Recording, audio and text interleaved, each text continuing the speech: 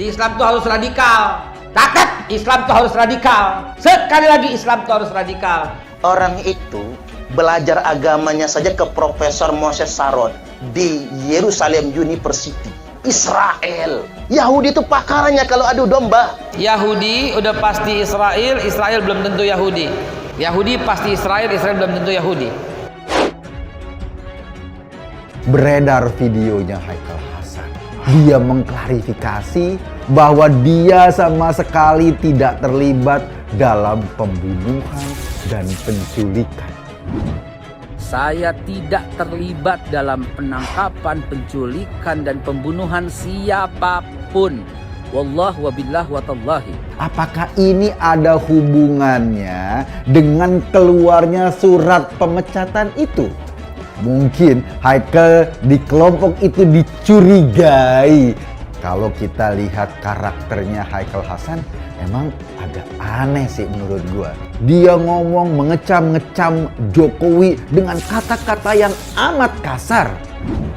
Saya oposisi, sampai mati saya tetap oposisi. Ya, Pak Jokowi, minta maaf, saya oposisi dan saya setuju pendapat yang menyarankan Bapak mundur. Ya, mudah-mudahan Bapak bersedia mundur dengan hati ikhlas gitu. Tapi kalau nggak mundur nggak apa-apa juga, serah Bapak juga ya.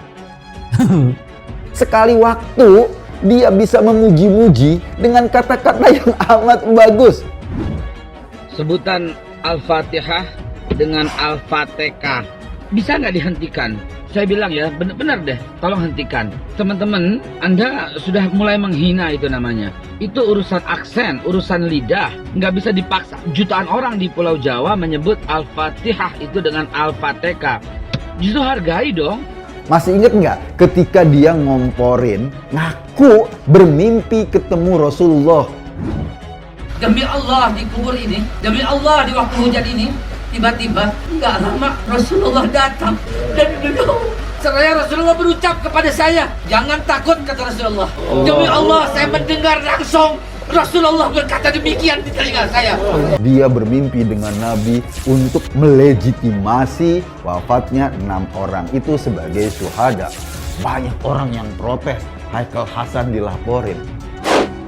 Haikal Hasan dilaporkan ke polisi setelah video pengakuannya bermimpi bertemu Nabi Muhammad SAW diunggah ke media sosial. Haikal dituding menyebarkan berita bohong dan penodaan agama yang menyebabkan keonaran dan rasa kebencian. Haikal Hasan ini telah melanggar pasal 28 ayat 2 Undang-Undang ITE dan juga pasal 156 huruf A KUHP dan atau juga pasal 14 dan pasal 15 Undang-Undang Nomor 1 Tahun 1946 tentang Peraturan Hukum Pidana.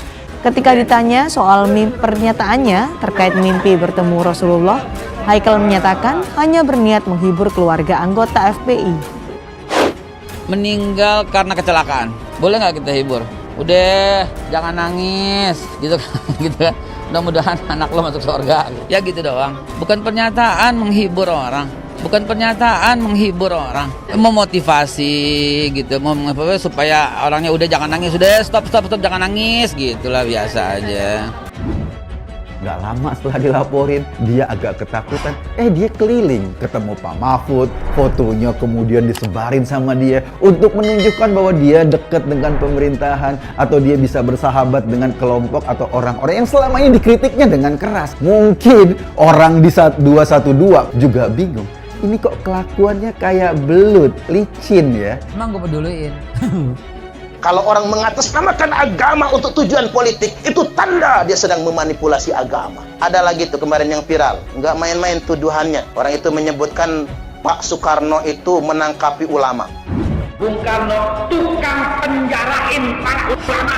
Bung Karno tukang penjarain para ulama bersama rasa komnya.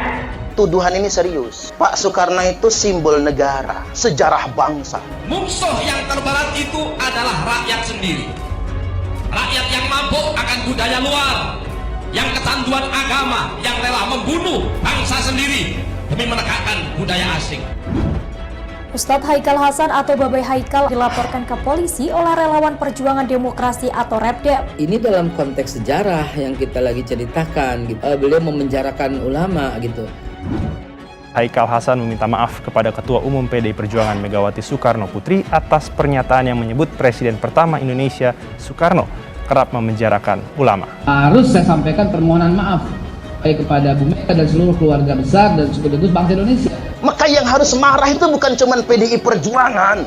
Yang harus marah itu bangsa Indonesia sama dia. Bung Karno saya bilang beliau seperti waliullah begitu ya, seperti ya bukan ya, seperti waliullah yang luar biasa membawa Indonesia dengan perjuangan yang konsisten sampai dengan merdeka begitu ya. Anda munafik, Haikal Hasan. Orang itu bisa dilihat dari awalnya. Itu tanda dia sedang memanipulasi kita semua. Orang itu belajar agamanya saja ke Profesor Moses Saron di Yerusalem University, Israel. Israel belum tentu Yahudi. Karena Israel ada Rubeni, Israel ada Simoni, Israel ada Benyamini, Israel ada Yusufi, Israel ada Yahudi, begitu. Yahudi pasti Israel, Israel belum tentu Yahudi. Coba bayangkan orang itu yang ngomong kayak gitu tuh, makanya dia berani betul di media kan, di mana-mana. Sok paseh orang itu belajar agamanya dengan Yahudi. Pak, saya cerita ya, tanggal 11 bulan September tahun 1957 ada ijtima ulama tahun 57, ada ijtima ulama. Di mana ya ada ini? Di Palembang. Itu muktamar ulama yang pertama kali. Babe Haikal mengatakan Bung Karno menuduh ulama yang sedang rapat dan muktamar itu amoral. Haikal Hasan menegaskan bahwa kejadian ini adalah sejarah yang tidak boleh ditutup-tutupi meskipun Soekarno orang yang berjasa. Mereka menuduh ulama yang sedang rapat itu, yang sedang muktamar itu amoral, kata Bung Karno. Jangan ditutup-tutupin, ini sejarah ini. Video saya yang memuji-muji Bung Karno itu ratusan gitu ya. Buset lah. Saya tahu Haikal Hasan nih. Anda jauh sosok mau dikit-dikit Habib Bela Rizik nangis. Itu sandiwara Anda. Demi Allah, ya Allah bangkitkan lagi 1000 Habib yang akan melanjutkan perjuangan ini. Andai kata dia mati di sini, saya bilang nggak takut. Demi Allah lanjutin. Pasti akan Allah bangkitkan lagi ulama-ulama yang melanjutkan perjuangan. Habib Rizik itu udah hampir 9 bulan dia belum lihat matahari karena di bawah tanah. Di bawah tanah. Nggak ada salahnya, jahat Pak. Sebelum Repdem, video tersebut sudah ditanggapi oleh politisi PDIP Rohut Sitompul. Ia meminta Kapolri Jenderal Listio Sigit Prabowo untuk menindak tegas para penghina Presiden Soekarno. Hari itu, setiap hari di koran-koran ditulis, ulama dijelek-jelekin terus, ulama dituduh apa? Amoral, dituduh apa? Makar, dituduh apa? Mau mendirikan negara Islam ya, mau mendirikan negara Islam ya.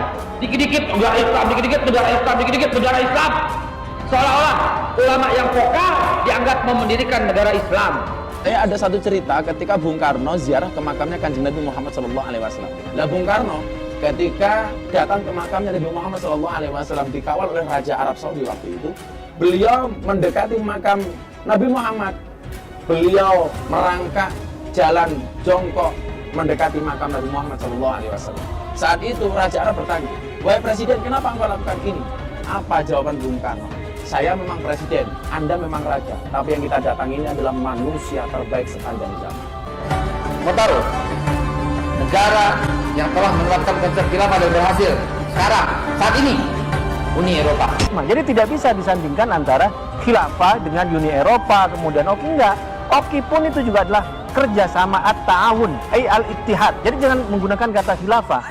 Kalau Bapak bikin pilkada, saya bikin reuni. Besar ya, Hati Anda itu bengkok dengan Habib, tapi Anda sekarang memanfaatkan Rizik untuk misi Anda. Anda mungkin juga di gerbongnya radikal, cuma Anda sekarang bertopeng Habib, ingin mengambil dari wilayah ini. Kok sekarang Anda jadi berubah pencinta Habib, pakai nangis. Aduh, ondel-ondel lah bagi saya Anda ini, gak ada pentingnya. Udah hampir 9 bulan orang nggak lihat matahari, bagaimana coba? Sampai saya datang, kalau di ruangan ada CCTV juga dengeran. Habib Rizik ngomong, "Pak, polisi mau bunuh saya, Pak. Gampang, nggak usah ngikutin. Jangan anak buah saya dikorbanin. Matiin saya sekarang nggak apa-apa." Harusnya yang begini diangkat, kenapa? Ini bahaya menurut Haikal Hasan, akan memengaruhi banyak orang. Mendingan seorang narkoba, seorang pezina, dia sendiri yang punya masalah. Tapi orang yang menebar fitnah itu ingin mengadu domba, ini yang lebih bahaya. Video penolakan dan pengusiran Haikal Hasan viral di media sosial saat hendak berceramah. Disebutkan dalam video viral itu terjadi di Malang, Jawa Timur.